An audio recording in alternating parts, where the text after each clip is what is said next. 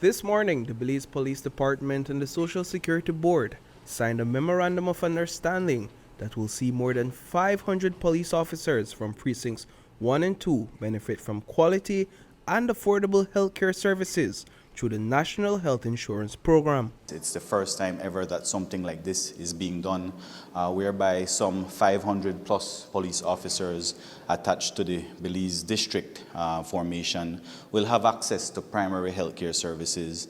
And as you rightly pointed out, we do face a lot of challenges. Our officers, a lot of them suffer with hypertension, with diabetes, with obesity. And so the primary care services that will be offered, which also include a mental health aspect to it, is certainly something that is much needed and, in my opinion, overdue. The trade-off is that the Belize Police Department will be providing training for security personnel at the 5 N.H.I clinics across Belize City, following an increase in reports of violence at these health facilities. Additionally, there will be increased police patrols in these areas. Several officers have also been identified as persons to contact in the event an incident occurs. But most of the threats have occurred either at Matron Roberts, BMA, or BHP, and Belize Healthcare Partners. Remember, the clinics are located in the south side.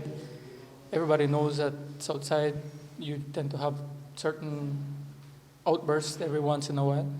And then we have had some actual patients that have threatened the doctors or nurses.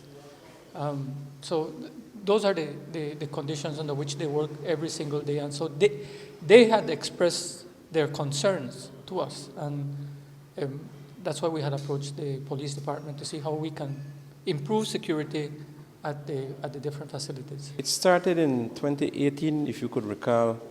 There were some shootings near to the Matron Roberts Clinic. And at that time, as the Southside Commander, we had to put a booth there on Magazine Road because there were gang members from one area and from another area, and they would come because gang members also have health issues, so they would meet up at the same clinic.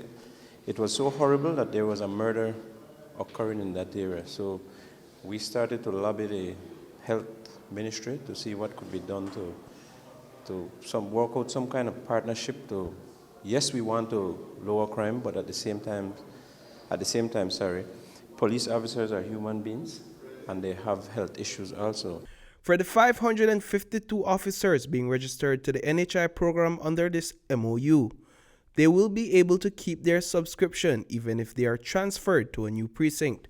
Officers joining any one of the two precincts that falls under the M.O.U will also be able to register to the program. That is one way in which the numbers will go up, because if an officer is transferred to another part of the country, they will still fall under the coverage of the N.H.I. And so, like I said, the 552 or so officers that are currently posted in these precincts will receive coverage, and that coverage will continue with them whichever part of the country they go. And the new ones? And the new ones will be able to subscribe as well. Reporting for News 5, I am Paul Lopez.